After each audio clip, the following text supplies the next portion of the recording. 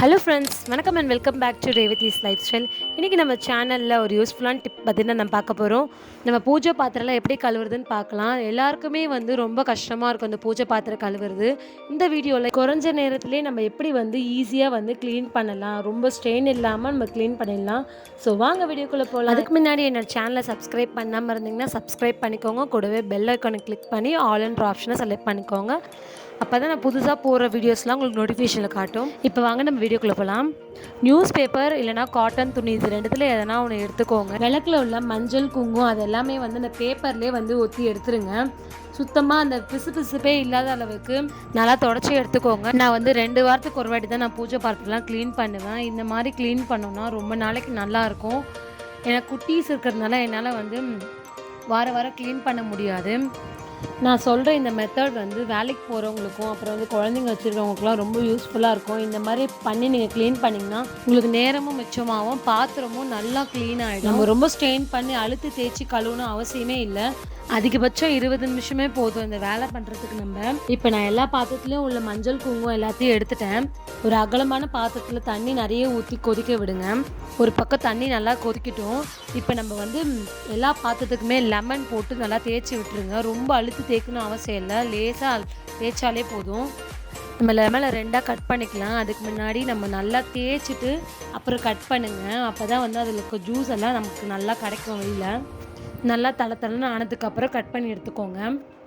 லெமனில் citric acid இருக்கிறதுனால பித்தளை பாத்திரம் மேலே நம்ம போட்டு நல்லா தேய்ச்சி விட்டு க்ளீன் பண்ணோன்னா பாத்திரம் நல்லா பளிச்சுன்னு ஷைனிங்காக ஆகிடும். அதனால் நம்ம லெமன் போட்டு நல்லா தேய்ச்சி விட்டுக்கணும். நம்ம லெமன் போட்டு தேய்க்கும் போதே கலர்லாம் நல்லா மாறி வரும். பாருங்கள் டிஃப்ரென்ஸ் எப்படி தெரியுதுன்னு.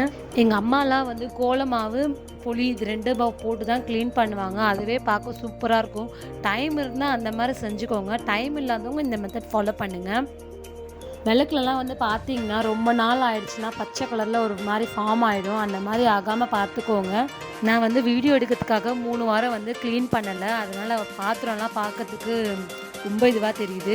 நான் ரொம்ப ஸ்ட்ரெயின் பண்ணவே இல்லை. எப்படி பாத்திரம் க்ளீன் ஆகுது மட்டும் பாருங்கள். பீதம்பரி பவுடர் கூட போட்டு நீங்கள் வாஷ் பண்ணலாம். அதுவும் நல்லா எஃபெக்டிவாக இருக்கும்.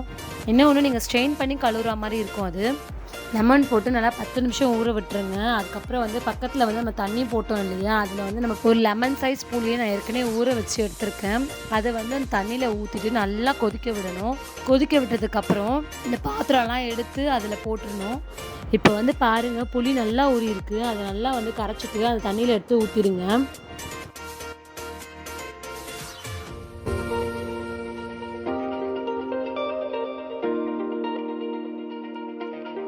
தண்ணி நல்லா கொதிக்கட்டும். கொதிச்சதுக்கப்புறம் எடுத்து போட்டுடலாம்.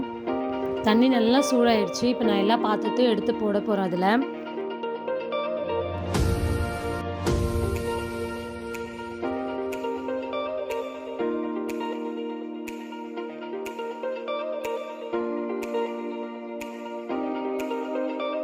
ஒரு 10 நிமிஷம் நல்லா கொதிக்க விடுங்க. நம்ம லெமன் போட்டு தேய்ச்சோம்ல, அதுவும் அதில் ஆட் பண்ணிக்கோங்க.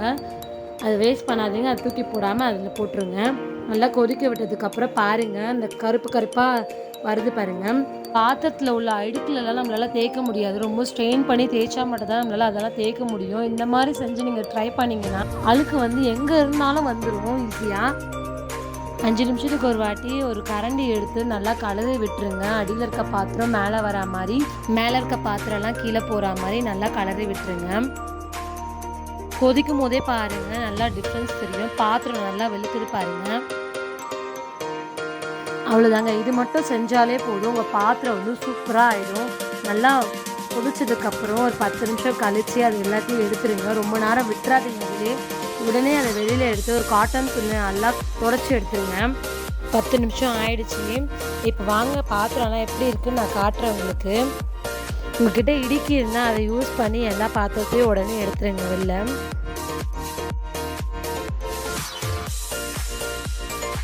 இப்போ வெளியில் எடுத்ததுக்கப்புறம் பாத்திரம் எப்படி இருக்குன்னு பாருங்கள். டிஃப்ரென்ஸ் உங்களுக்கே தெரியும். இப்போ ஒரு காட்டன் துணி நல்லா தொடச்சி எடுத்து தனியாக வச்சுருங்க. அவ்வளோதான். நான் இதோட விட்டுற மாட்டேன். என்னோடய திருப்திக்காக சும்மா கொஞ்சமாக லிக்விட் ஊற்றி வாஷ் பண்ணி எடுத்துப்பேன். உங்களுக்கு டைம் இருந்தால் அந்த மாதிரி செஞ்சுக்கோங்க. டைம் இல்லாதவங்க இது மட்டும் செஞ்சாலே போதும். லெமன் புளி இது 2மே ஒன்றா சேரும்போது பாத்திரத்தில் அழுக்கெல்லாம் வெளியில் வந்துடும். இந்த மாதிரி நீங்கள் யூஸ் பண்ணி ட்ரை பண்ணி பார்த்துட்டு கமெண்ட் பண்ணுங்கள். காட்டன் துணியில் தொடச்சதுக்கப்புறம் காமாட்சியம்மன் விளக்கு எவ்வளோ க்ளீனாக இருக்குது பாருங்கள். சூப்பராக நல்லா ஷைனிங் ஆகிடுச்சு. இப்போ வந்து நான் லிக்விட் ஊற்றி லைட்டாக ஸ்க்ரப் பண்ணி எடுத்துக்க போகிறேன். அப்போ தான் எனக்கு ஒரு திருப்தி கிடைக்கும். நான் வந்து இந்த மாதிரி வந்து ஸ்க்ரப்பர் வந்து தனியாக வச்சுப்பேன் பூஜை பாத்திரம் தேய்க்கிறதுக்கு. இந்த பவுலும் வந்து தனியாக அதுக்குன்னே தனியாக எடுத்து வச்சுருவேன். எப்போவுமே நீங்கள் பூஜை பாத்திரம் கழுவும் போது கிச்சன் சிங்க் ரெண்டுமே வந்து க்ளீனாக வச்சுக்கோங்க. நான்வெஜ் இல்லாத அளவுக்கு நல்லா க்ளீனாக வச்சுக்கோங்க. சுத்தமாக இருக்கணும் நம்ம செய்கிறது. தேய்ச்சி 3 வீக்ஸ் கிட்ட ஆகுது இல்லையா, அதனால் வந்து ப்ரஷ் யூஸ் பண்ணி லைட்டாக ஸ்க்ரப் பண்ணி விட்டுக்கிறேன். இதுக்குன்னே தனியாக ப்ரஷ் வாங்கி வச்சுக்கோங்க பூஜை பாத்திரம் கழுவுறதுக்குன்னே தனியாக. நான் எல்லாம் கழுவி முடிச்சதுக்கப்புறம் காட்டுறேன் எப்படி இருக்குன்னு.